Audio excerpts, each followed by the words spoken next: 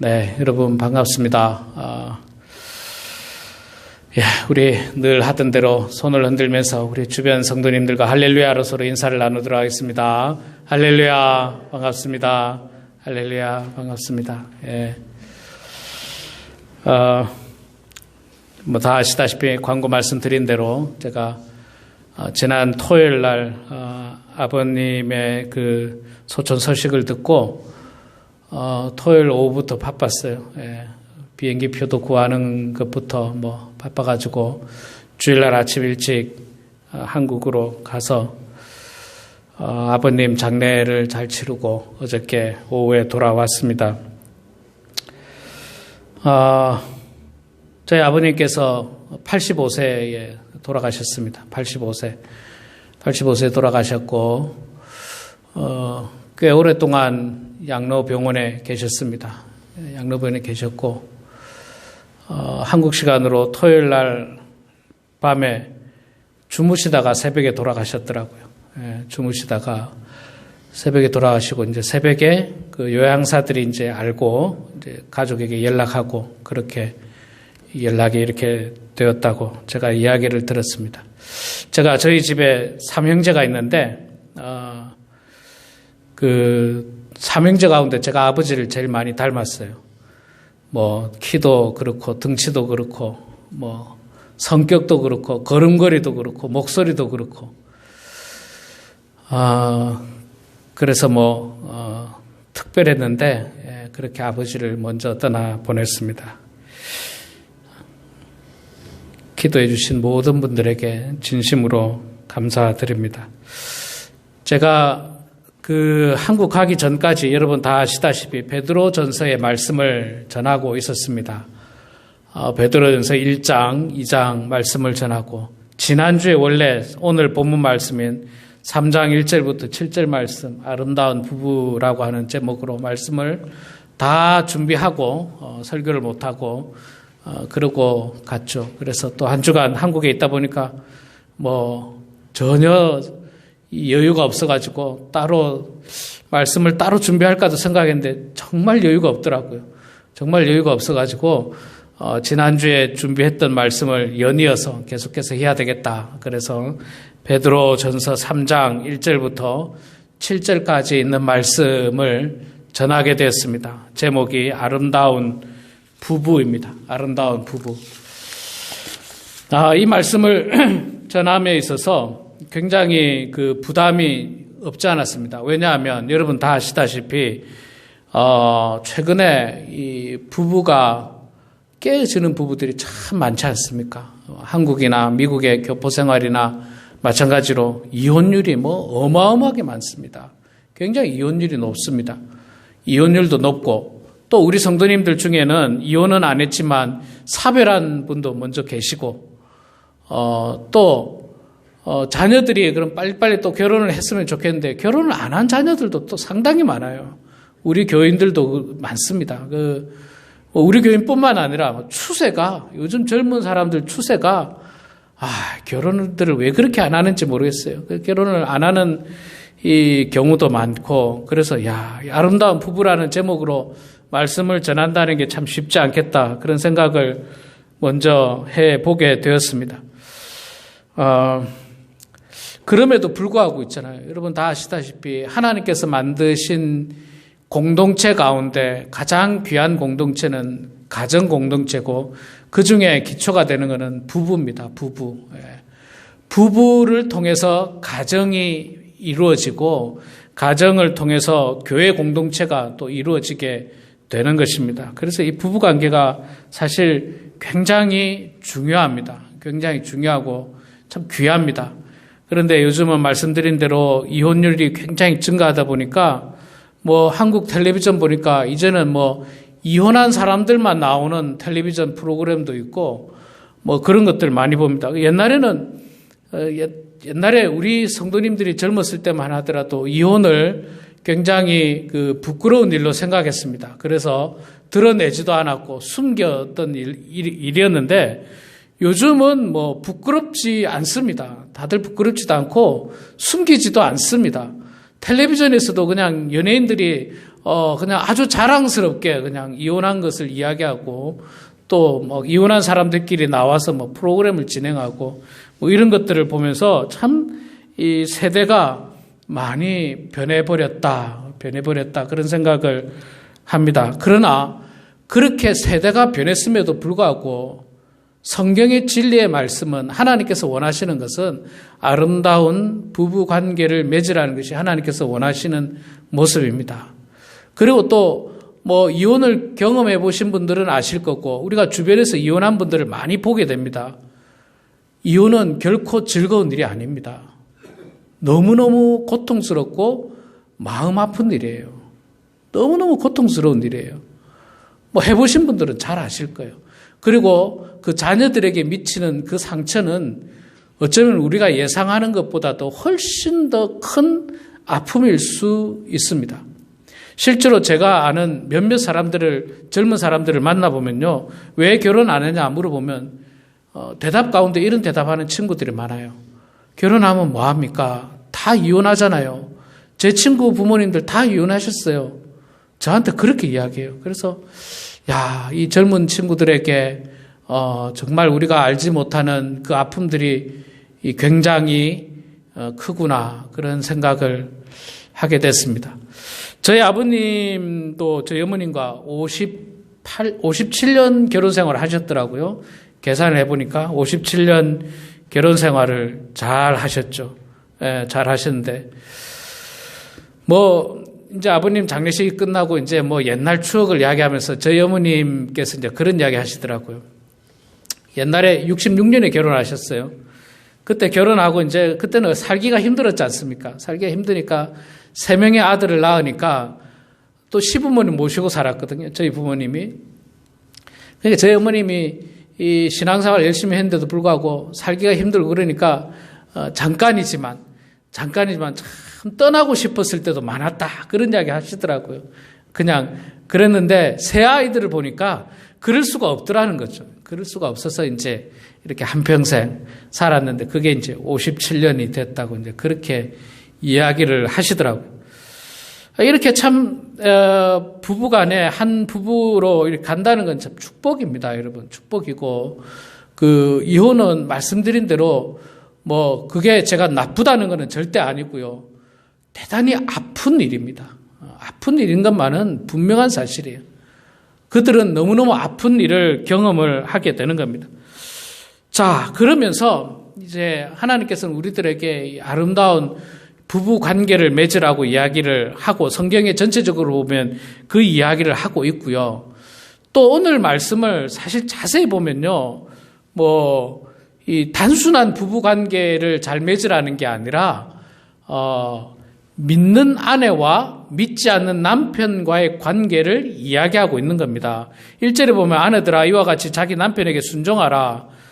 이는 혹 말씀을 순종하지 않을 자라도 말로 말미암지 않고 그의 아내의 행실로 말미암아 구원을 받게 하려 함이니 너희의 두려워하는 정결한 행실을 봄이라. 이 말씀이 조금 성경을 통해서 조금 난해한데 이게 현대의 성경, 현대인의 성경을 보면요. 좀 더 클리어하게 이야기를 하고 있더라고요. 아내된 여러분, 남편에게 순종하십시오. 그러면 주님의 말씀을 믿지 않는 남편이라도 말 없이 실천하는 여러분의 행동을 보고 하나님을 믿게 될 것입니다. 남편들은 여러분이 하나님을 섬기면서 깨끗한 생활을 하는 것을 지켜보고 있습니다. 그러니까 이 말씀은요, 당시에 예수를 믿는 아내들에게 예수 믿지 않는 남편에게 순종하라는 그런 표현인 겁니다. 그런데 이제 예수를 믿는 아내들이 뭐 그런 분들은 아무도 없겠습니다만 옛날에는 잘못 믿는 사람들 가운데 남편이 예를 들어 예수를 안 믿고 아내만 믿으면 남편을 무슨 마귀로 생각하는 사람들도 간혹 있었습니다. 결코 마귀가 아닙니다. 그저 아직 예수를 안 믿었을 뿐이지 사랑하는 남편인 것은 분명합니다. 자, 그리고 사도 베드로가 왜 이렇게 믿는 아내들에게 이렇게 순종하라고 권면했느냐 하면 그 당시에도 역시 지금처럼 여자들이 더 예수를 많이 믿었다는 거예요. 그 당시에도. 지금도 여러분 그렇지 않습니까? 우리 교회만 하더라도, 우리 교회만 아니라 뭐 이 땅의 교회들도 보면 대부분이 여성분들의 성도들이 훨씬 많습니다. 제가 볼 때는 뭐 최소 6대4 정도는 여자분들이 많고 어떤 교회는 7대3 정도. 우리 교회도 제가 얼핏 봐도 7대3에서 아니면 뭐 8대2, 7대3 정도 뭐 그렇습니다. 왜 그럴까 뭐 이렇게 생각했지만 여성분들이 좀 더 감성적인 부분이 있고요. 또 연세가 많으면 남자분이 먼저 떠나는 경우들도 많고요. 뭐 이러다 보니까 아마 여자 성도님들이 많지 않을까 생각하고, 이 당시에는 왜 여자 성도들이 많았느냐? 분명한 이유가 있습니다. 이 당시에는요, 로마 정권 아래에 다신교들이었습니다. 다양한 신들을 믿을 수 있었어요. 다양한 신들을 믿을 수 있었는데, 기독교를 제외하고는 다른 신들을 믿는 온갖 잡신들의 신당과 신전에는 보면 여자 우리말로 하면 무당이죠. 여자 무당들이 많았어요. 신전에서 이렇게 도와주는 여자 제사를 지내는 사람들이 많고, 그들과 함께 음란한 제사들이 상당히 많았습니다. 음란한 제사들. 그런 음란한 제사들이 많다 보니까 남자들이 거기에 몰리게 되는 거예요.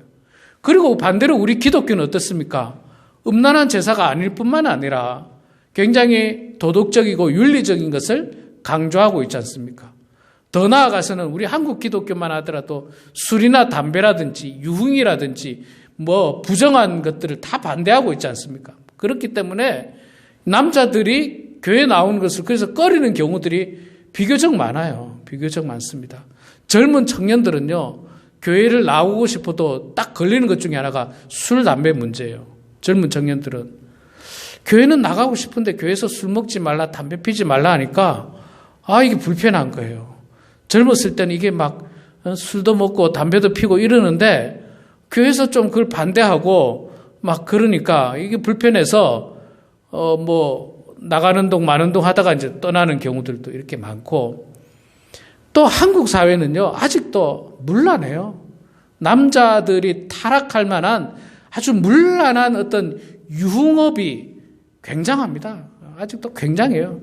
미국은 잘 모르겠습니다. 미국 우리처럼 여기 하도 시골에는 그런 유흥업이 별로 없는 걸로 제가 알고 있는데, 한국은 나가면 유흥업들이 많고 남자들이 타락할 만한 그런 것들이 많다 보니까 이 사람들이 타락하고 나서 교회 나가기가 불편하잖아요. 교회 안 나가고 여자들이 교회에 많은 겁니다. 이 당시에 그랬던 거예요. 그런데 여성분들이 예수를 믿었는데 남편은 안 믿게 된 거예요. 그러니까 남편 말을 잘 순종하지 않는 경우들이 있는 모습을 보고 사도 베드로가 그러지 말라는 거예요. 믿는 아내된 여러분, 남편에게 순종하십시오. 그러면 주님의 말씀을 믿지 않는 남편이라도 말없이 실천하는 여러분의 행동을 보고 예수를 믿을 수 있을 것입니다. 남편들은 안 보는 것 같지만 여러분들이 어떻게 깨끗한 생활을 하는지 유심히 지켜볼 것입니다. 그렇게 이야기하고 있는 겁니다. 이걸 지금으로 바꾸면요, 예수 믿는 아내 여러분, 남편에게 순종하십시오보다는 남편을 잘 섬기십시오, 이런 표현이 좋을 것 같아요. 교회 간다고 남편을 챙겨야 될 것을 챙기지도 않고, 집안을 돌보지도 않고, 자녀를 돌보지도 않고, 그러면서 교회 간다.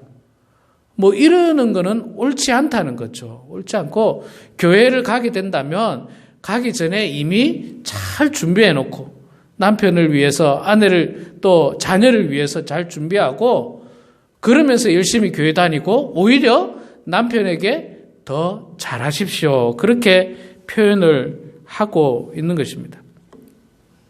이 성경에서 보면 에베소서에서도 이야기하고, 이 다른 성경에서도 보면 아내들에게 굉장히 뭔가 불리할 것 같은 이런 표현들이 많아요.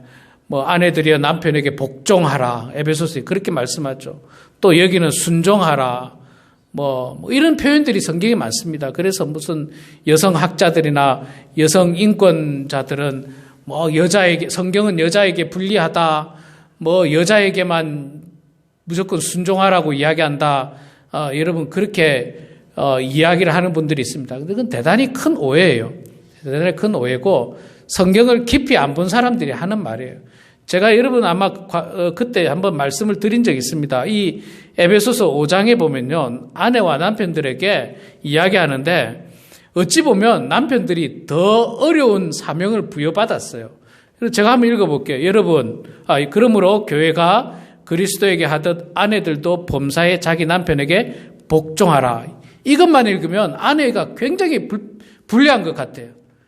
그런데 여러분 25절에 보면 바로 남편들아 하면서 남편에게도 주시는 사명인데 아내 사랑하기를 그리스도께서 교회를 사랑하시고 그 교회를 위하여 자신을 주심같이 하라.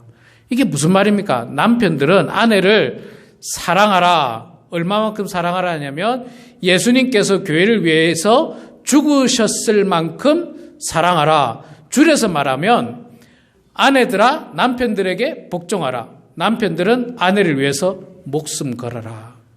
죽도록 사랑하라는 거예요. 그러면 여러분 사실 냉정하게 보면 누가 더 힘든 겁니까?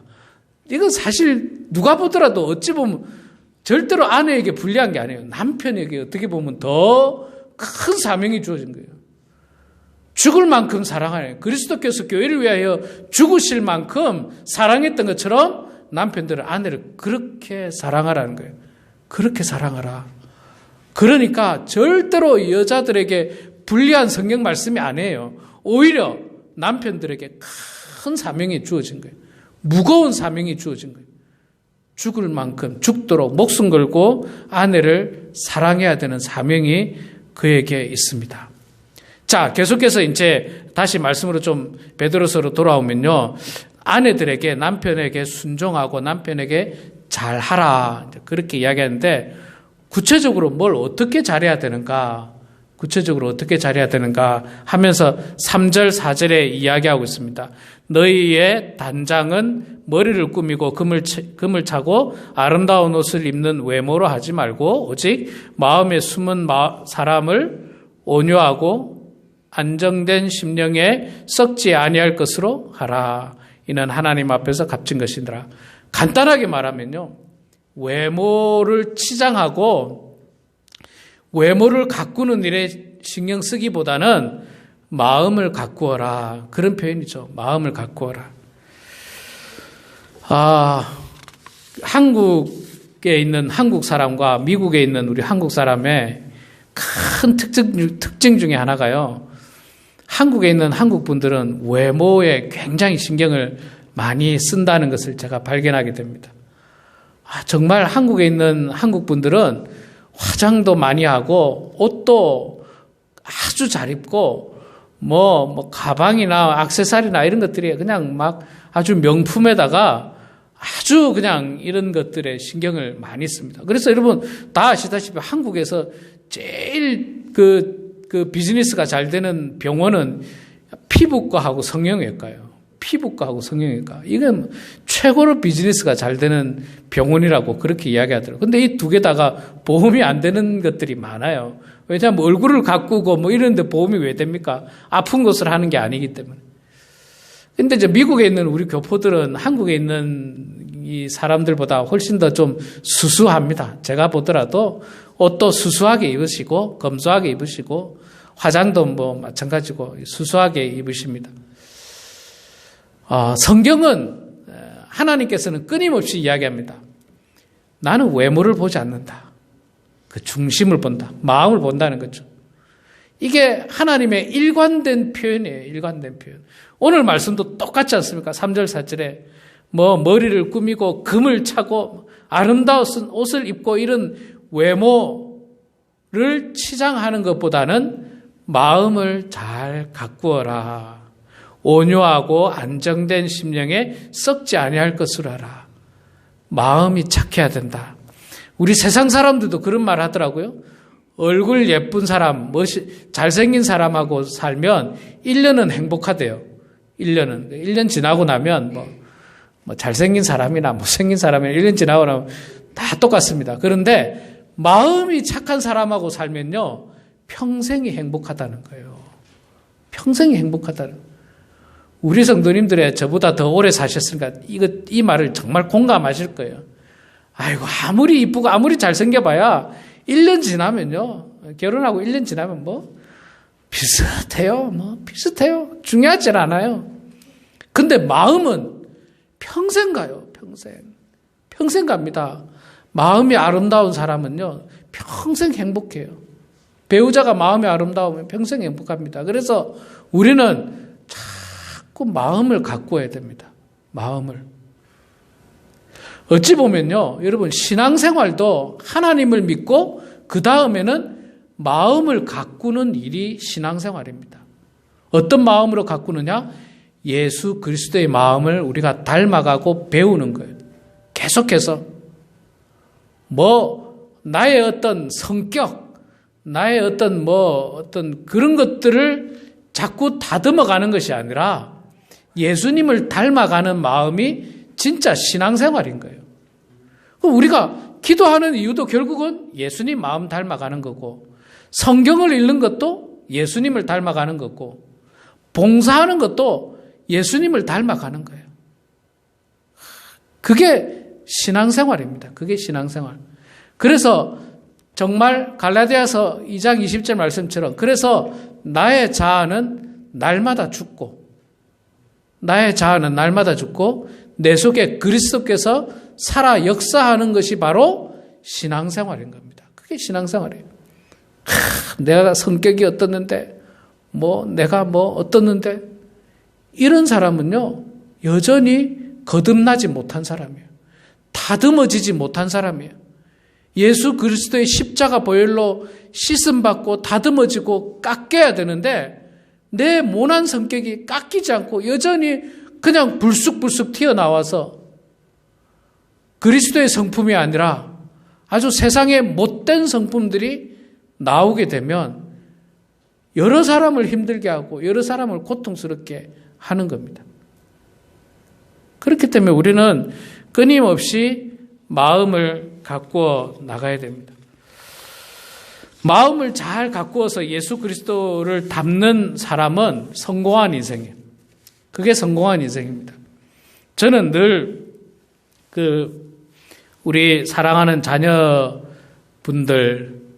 제가 이번에 한국 가서도 이제 친지들을 만났지 않습니까? 장례식이다 보니까 친지들 만나면, 저는 만나면 칭찬을 많이 합니다. 주로 그 친지분들의 자녀들 칭찬을 많이.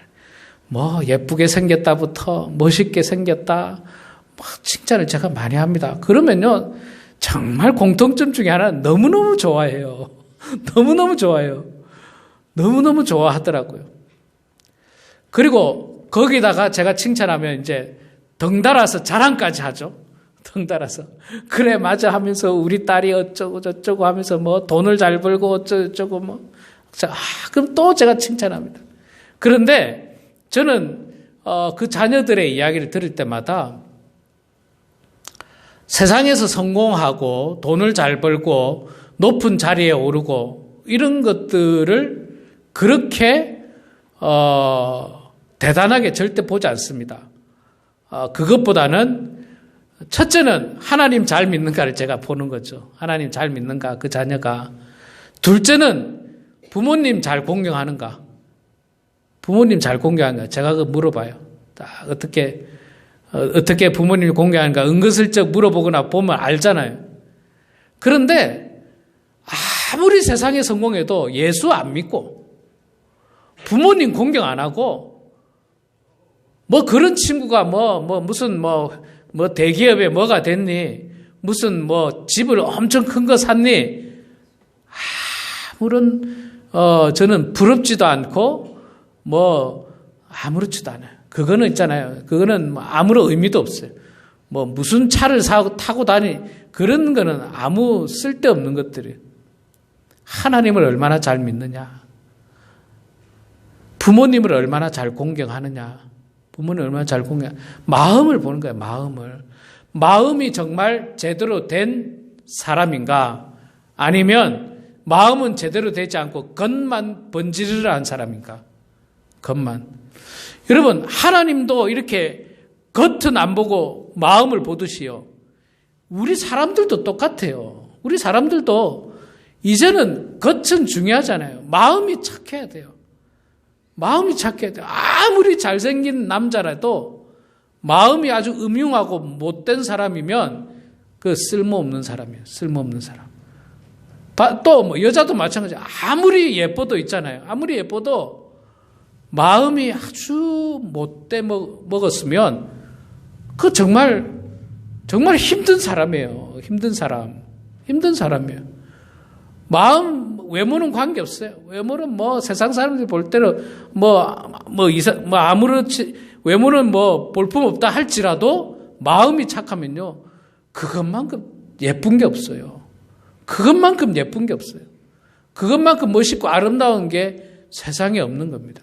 그래서 마음이 중요해요. 그래서 우리 그 성도들에게도 베드로 사도도 이야기하기를 자꾸 외모를 치장하지 말고 막 돈 들여서 명품을 사고 명품 옷을 입고 그거 하지 말고 마음을 잘 가꾸어라. 마음을 잘 가꾸어라. 어떻게 하면 마음을 가꿀 수 있는가? 하나님 말씀으로 가꾸는 거죠.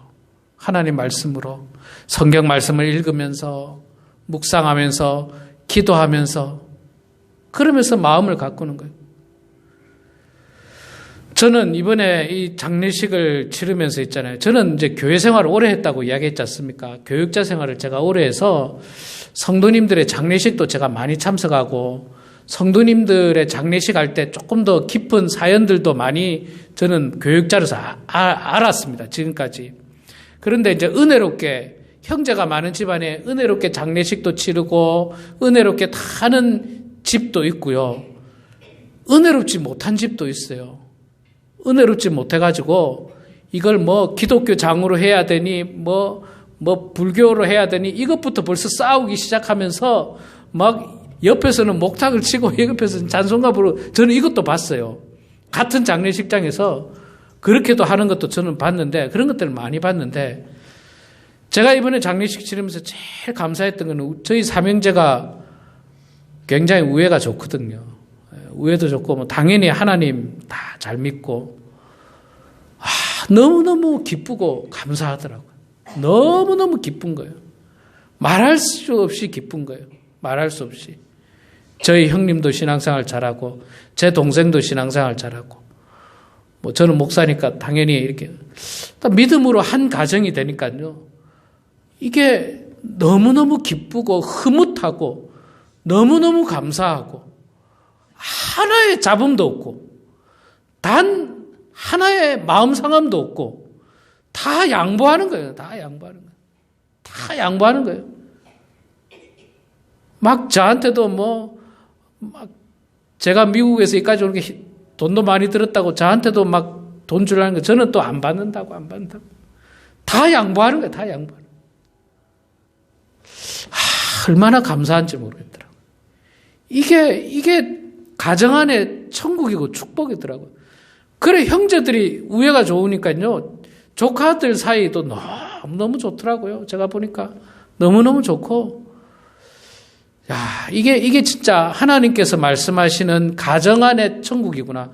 하나님은 우리 가정이 천국이 되길 바라시거든요. 가정이 천국이 되시길 바라고 그다음에 교회가 천국이 되길 바라는 거예요. 가정이 천국이 되지 않으면 교회도 어렵습니다. 교회도. 그래서 제가 너무너무 기쁘고 감사하더라고요. 그 원인이 뭐냐면 신앙생활을 잘하기 때문인 것 같아요. 첫째가 신앙생활 다 저희 형하고 동생뿐만 아니라 형수님, 재수씨까지 다 신앙생활 잘해요. 그냥 교회만 왔다 갔다 하는 정도가 아니에요. 아주 열심히 교회 안에서 봉사도 열심히 하고 그렇게 열심히 하고 있습니다. 열심히 하기 때문에 얼마나 이게 축복되고 감사한지 모르겠더라고요. 그 신앙생활 하면서 우리가 끊임없이 마음을 잘 가꾸도록 노력해야 돼요. 마음을 잘 가꾸도록. 새벽에 나와서 기도하면서 하나님 내 마음을 다스려 주시옵소서. 목사인 저도요. 어떨 때는 살다 보면 화가 날 때도 있잖아요. 그럴 때도 있는데 그때도 하나님 제 마음을 다스려 주시고 분노하지 않도록 도와주시고 용서할 수 있도록 또 제가 이해할 수 있도록 혹 제가 잘못된 생각이면 저를 하나님 용서해 주시고 제 마음이 깨끗해질 수 있도록 계속 기도를 통해서 마음이 정화되고 마음이 발라져야 되는 겁니다. 그렇게 하라고 아내들에게 사도 베드로가 권면하고 있습니다. 자, 마지막으로 7절 한 절 동안은 남편들에게 이야기를 해주고 있습니다. 남편들아, 이와 같이 지식을 따라 너희 아내와 동거하고 그를 더 연약한 그릇이요 또 생명의 은혜를 함께 이어받을 자로 알고 귀히 여기라. 저는 이 단어 가운데, 문장 가운데 한 문장으로 표현하면 귀히 여기라. 남편들아, 아내를 귀하게 여기라. 귀하게 여기라. 참 부끄럽고 죄송한 이야기인데, 저도 경상도 남자라서 그런지 모르겠는데, 어디 가면 집사람하고 손잡고 가는 게 좀 어색해요. 지금은 그래요. 지금은 손잡고 가는 게 어색한데, 우리 성도님들 가운데는 아내 손을 잡고 다니시는 분이 있더라고요. 우리 김경진 성도님도 보면 연세가 이제 90이 다 되셨잖아요. 아내 손을 늘 잡고 이렇게 걸으시는 거 제가 보면서 야, 참 귀히 여기시는구나. 그리고 다 아시다시피 자녀들은 뭐 장성하면 다 떠나잖아요. 결혼하고 나면 떠나는 거예요. 같이 살 사람은 아내 남편밖에 없어요. 같이 살 사람은 뭐 미우나 고우나 아내 남편밖에 없어요. 아내 남편밖에. 그리고 자식들은요, 떠날 뿐만 아니라 그들의 1차적인 책임과 이 1차적으로 돌볼 대상은 걔 아내나 남편이고 걔 자녀들이에요. 부모를 잘 섬기기도 하지만 약간 직계보다는 약간 그 다음에. 그러니까 아내와 남편을 귀하게 여겨야 됩니다. 귀하게 여겨야 됩니다. 특히 하나님께서 여자는 아주 감정이 섬세하게 만드셨어요. 감정을 섬세하게. 그래서 더욱 조심해야 됩니다. 아주 얇은 유리 글라스처럼 조심해야 돼요. 이거 잘못 건드렸다가는 쨍글랑하고 깨져버려요. 쨍글하고 깨져버려요. 여자의 마음이 그런 것 같아요. 남자들은 아주 투박한 그릇인데 여자들의 그릇은 아주 얇은 그릇 같아요. 너무너무 조심해야 돼요. 참 조심스럽게 다뤄야 됩니다. 그리고 여러분, 그릇이 한번 깨지면요, 이게 뭐 붙여지지도 않고 붙여도 자국이 남아요. 평생 자국이 남습니다. 안 잊어요, 여자들이. 뭐 젊었을 때 섭섭하게 하나 했던 거 있잖아요. 안 잊어. 안 잊고 그냥 평생 이야기해요. 평생. 그때 그랬었지 하면서 사과해도 다음에 또 이야기하고 섭섭할 때마다 자국이 남기 때문에 그래요. 자국이. 남자들은 사실 이게 자국이 없어져 버려요. 잘 기억도 안 해. 뭐 그런 일이 있었는지 생각도 못 해. 남자들은 좀 묻어가지고. 보통 여자들은 그렇지 않더라고요. 그래서 성경에서도 있잖아요. 더 연약한 그릇이요. 남자보다 더 연약한 그릇이라는 거예요. 그렇기 때문에 더욱더 귀하게 여겨야 됩니다. 귀하게. 아주 귀하게 여겨야 돼요. 함부로 다뤄서는 안 됩니다. 함부로. 우리가 한국이나 미국이나 비행기 타고 올 때 보면요. 여러분, 귀한 거는 비행기 짐에 안 붙이잖아요. 귀한 거는 내가 손에 들고 오잖아요. 손에. 혹시 깨질까봐 아니면 분실될까봐. 근데 안 귀한 건 어떻습니까? 그냥 짐 맡기잖아요. 짐 깨지든 말든 깨지지 않는 거, 귀하지 않은 거 그냥 맡겨버리지 않습니까? 우리 사랑하는 성도 여러분, 우리 성도님들은 아마 저보다 더 잘 아실 거예요. 지나고 보니까 자식들보다 그래도 미우나 고우나 내 배우자가 최고더라. 이거 아마 살아오시면서 더 많이 느끼실 거고, 젊은 사람보다 더 오늘 이 말씀을 더 마음 깊이 아마 공감을 하시리라 충분히 생각합니다.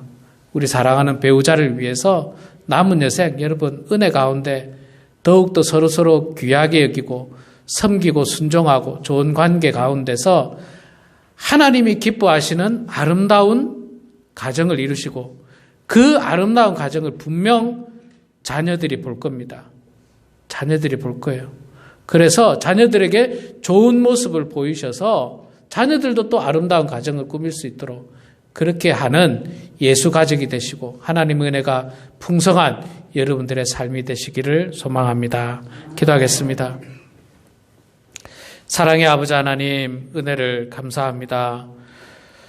저희들을 주님 사랑해 주셔서 저희 모두에게 배우자를 허락하여 주시고 지금까지 함께하게 하시니 감사합니다. 비록 우리 성도님들 가운데는 배우자를 먼저 떠나보낸 분도 계시지만 그런 분들은 우리 하나님을 우리의 남편으로, 하나님을 우리의 아내로 우리 가정에 모시면서 우리 사랑하는 배우자와 함께 기쁘고 즐겁고 행복한 나날들 보낼 수 있도록 도와주시고 더욱더 귀하게 여기면서 사랑하는 아름다운 관계가 되어서 예수 믿는 가족이 하나님의 은혜로 참으로 웃음이 가득하고 기쁨이 가득한 가정들 다 되게 하여 주시옵소서. 예수님의 이름으로 기도드리옵나이다.